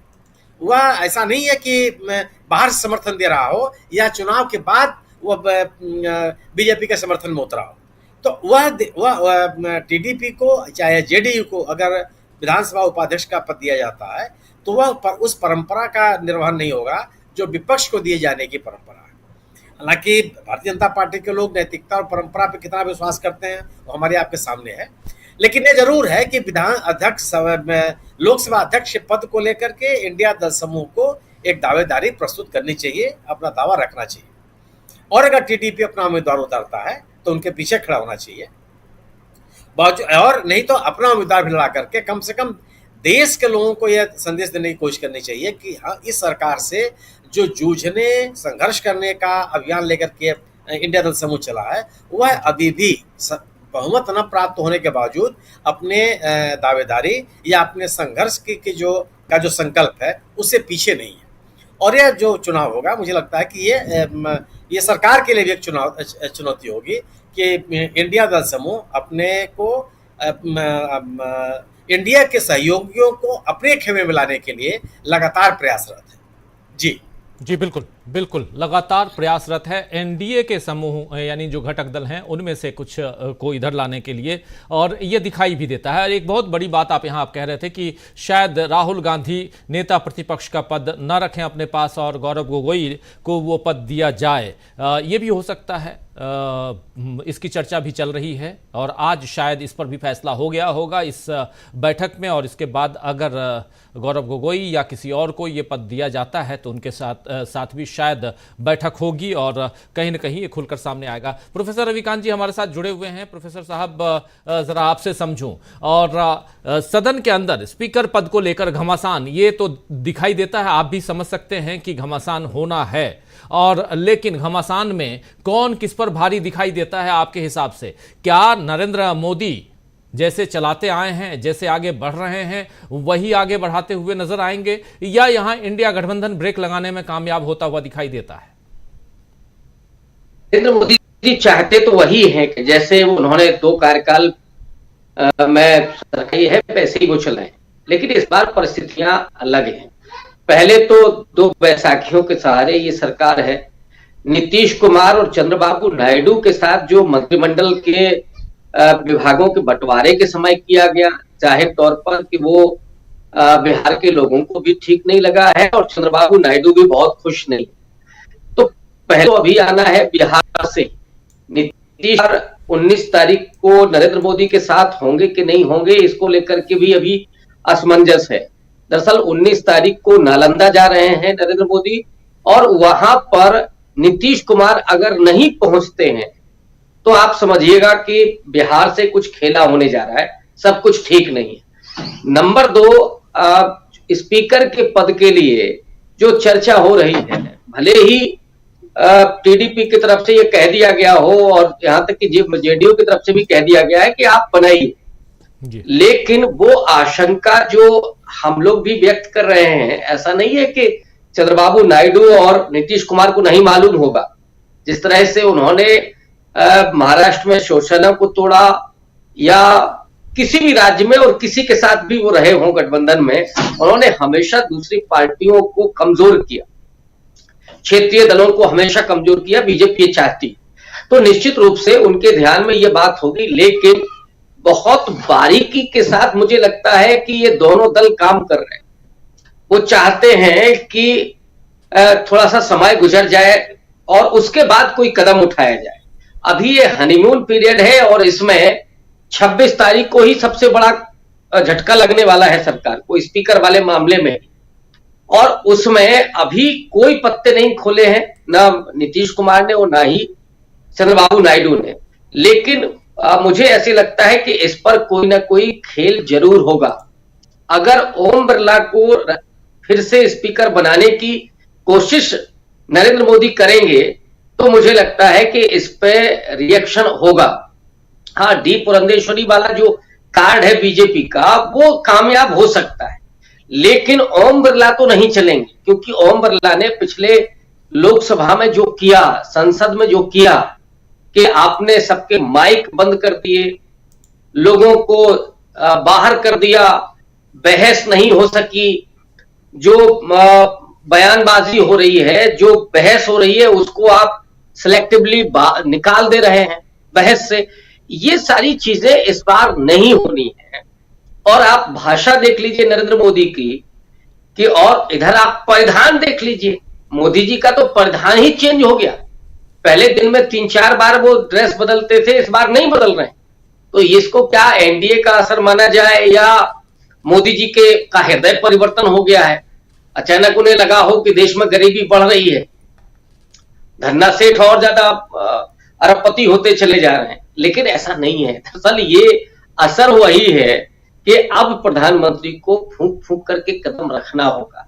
इतना आसान नहीं होगा कि आप वहां पार्लियामेंट के भीतर कहें कि एक अकेला सब पर भारी है और सब हम कर ले जाएंगे और विपक्ष को सुना भी नहीं जाएगा। इस बार विपक्ष बोलेगा भी, घेरेगा भी, और स्पीकर वाले इशू पर भी कहीं ना कहीं कुछ तो होना है। वो 26 तारीख को हम लोग देखेंगे। जी, 26 तारीख को कुछ ना कुछ तो होगा, और इसकी आशंका कई लोगों को है। जरा आपसे भी समझना चाहता हूं डॉक्टर प्रकाश हिंदुस्तानी जी आपसे, कि आप कैसे देखते हैं, और क्या ये इतिहास रचेंगे नरेंद्र मोदी अपने हिसाब से काम करते हुए, और स्पीकर पद पे भी अपने ही किसी कैंडिडेट को, और खासकर उसमें सबसे ऊपर नाम चल रहा है ओम बिरला का, उनको बैठाएंगे, या ये सरकार जो है, क्योंकि देखिए 2002 से लेके अभी तक नरेंद्र मोदी कभी भी कॉलिशन की गवर्नमेंट को चलाने का नहीं चलाया, न ही उनका अनुभव है।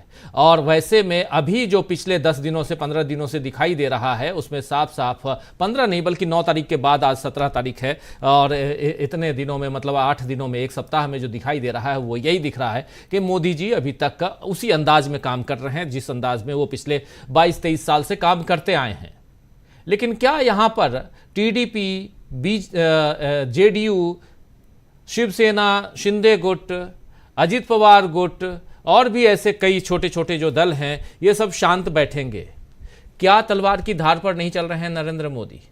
और क्या लोकसभा स्पीकर का पद अगर अपने हिसाब से करते हैं, लेते हैं, तो आगे इंडिया गठबंधन शांत बैठेगा? प्रकाश जी। मोदी जी के सामने बहुत ज्यादा चुनौती इसलिए है कि एक तो मजबूत प्रतिपक्ष है, और दूसरी बात, उन्हें पार्टी के भीतर ही बहुत ज्यादा चुनौतियां मिल रही है।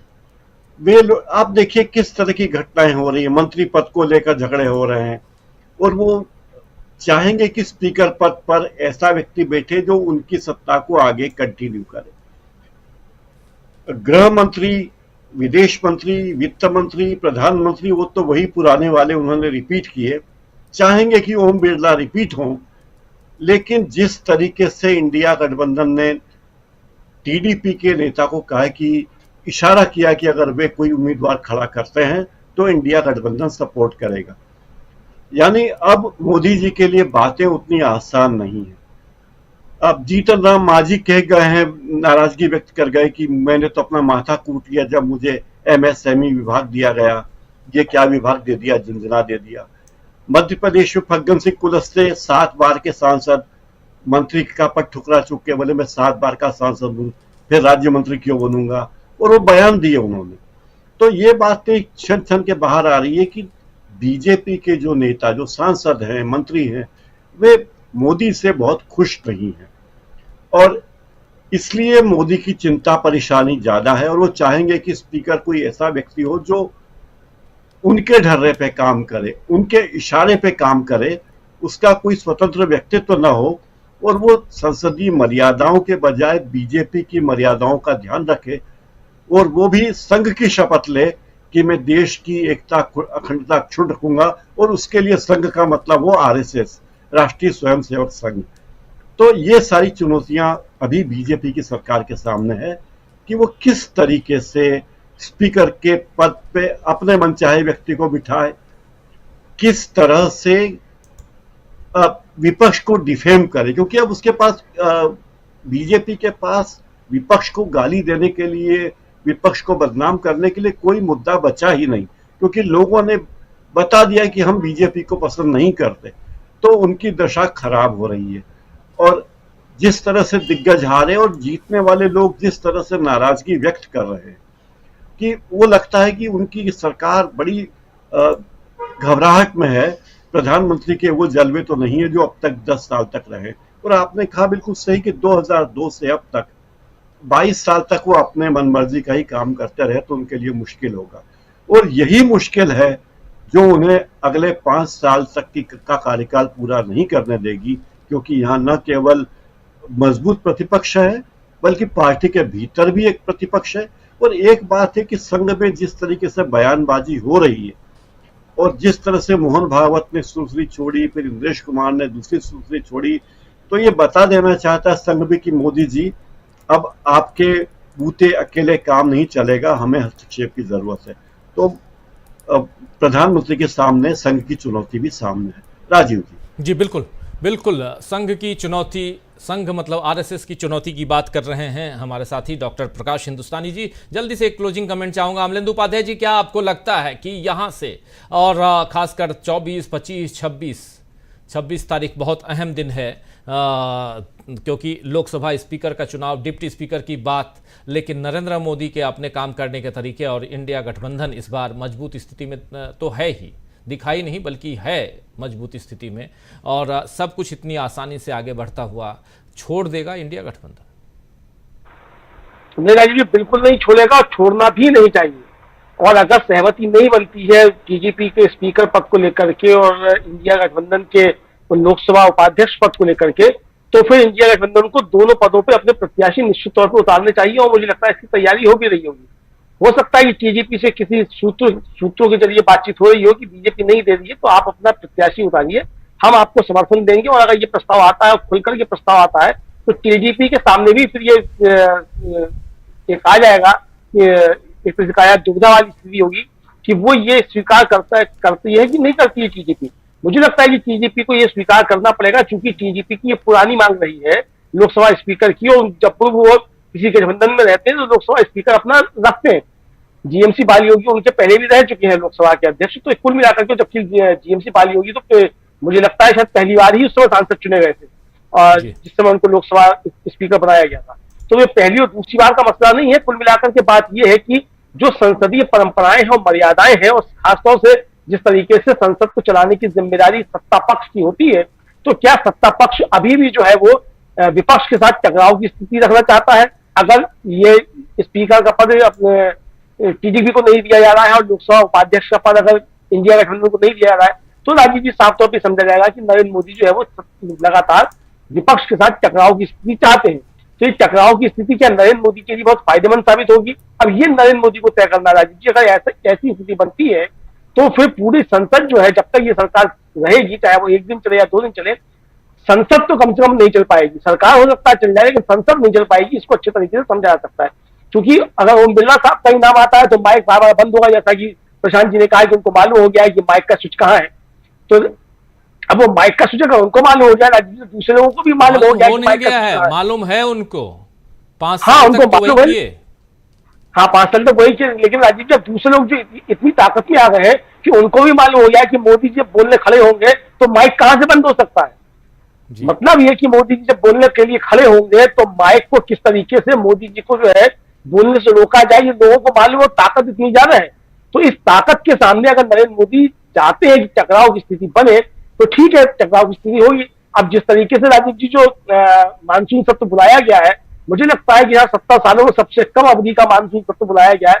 22 जुलाई से 3 अगस्त तक, अगर मेरी याददाश्त ठीक साथ दे रही है। इतना कम समय का मानसून सत्र बुलाया जाने का मतलब राजीव यही है कि नरेंद्र मोदी चाहते हैं कि टकराव रहे और टकराव के बीच में ही जो है बजट पास करा लिया जाए, उसके बाद मानसून सत्र को समाप्त कर दिया जाए। तो अब देखना यह है कि टकराव की स्थिति बनती है और इंडिया गठबंधन अपनी क्या रणनीति बनाता है और मोदी जी अपनी क्या रणनीति बनाते हैं। बिल्कुल बिल्कुल सही आप कह रहे हैं। रणनीति पे ही काम अभी चल रहा है, वो दिखाई देता है। और उसमें भी इंडिया गठबंधन की आने वाले समय में मीटिंग हम देखेंगे और उसके साथ साथ बहुत कुछ 24 तारीख से हम देखेंगे, जिस दिन मतलब अगले सोमवार से बहुत कुछ होना है। और उससे पहले ये सप्ताह पूरा का पूरा रणनीतियों पे ही जा रहा है। आगे देखते हैं क्या कुछ होता है। आज एक खबर आप लोगों तक हम पहुंचा ही चुके हैं कि प्रियंका गांधी वायनाड से चुनाव लड़ेंगी, उपचुनाव वायनाड से। राहुल गांधी अब अपने पास सिर्फ और सिर्फ क्योंकि एक ही रख सकते हैं, एक उन्होंने संसदीय क्षेत्र अपने लिए रख लिया जहां से चुन के आए, रायबरेली, और अब वायनाड से प्रियंका गांधी। लेकिन यहां से एक कहानी दूसरी शुरू होती है और वो कहानी है कि सदन के अंदर नेता कौन होगा और सदन में जो अध्यक्ष का पद है यानी स्पीकर का पद, उस आसंदी पर कौन बैठेगा। अभी जेडीयू और टीडीपी हो सकता है कि बीजेपी के साथ हनीमून पीरियड मना रहे हों, लेकिन तकरार होना स्वाभाविक है और होगा, क्योंकि इन दोनों दलों का जो नेचर है उसको अगर आप याद कीजिए, पुराने जितनी भी बातें रही हैं, ये चाहे जेडीयू के नीतीश कुमार हों, अभी अपना इलाज करवा रहे हैं, इलाज करवा के आएंगे तो उसके बाद उनका क्या कुछ होता है, उनकी प्रतिक्रियाएं हम उसका इंतजार रहेगा। और टीडीपी को तो आप लोग कई बार देख चुके हैं, चंद्रबाबू नायडू को भी पलटते आपने देखा है और पलटते बहुत अच्छी तरह से आपने नीतीश कुमार को देखा है। महाराष्ट्र से बहुत बड़ी बड़ी खबरें आ रही हैं। ईवीएम पर कल हम लोगों ने चर्चा खूब की थी, लेकिन उधर अजीत पवार का गुट जो है वो बिल्कुल साथ छोड़ने के लिए तैयार बैठा हुआ है और शिंदे साहब जो हैं वो उहापोह की स्थिति में हैं। तो महाराष्ट्र में भी बहुत कुछ होना बाकी है, उन सब पर भी हम चर्चा करेंगे आने वाले समय में। बहुत बहुत शुक्रिया अदा करता हूं अमलेंदु जी आपका, डॉक्टर प्रकाश हिंदुस्तानी जी, प्रशांत टंडन जी, प्रोफेसर रविकांत जी और सुनील शुक्ला जी, आप सबका बहुत शुक्रिया, बहुत धन्यवाद हमारे साथ जुड़ने के लिए, अपनी बात अपने विचार रखने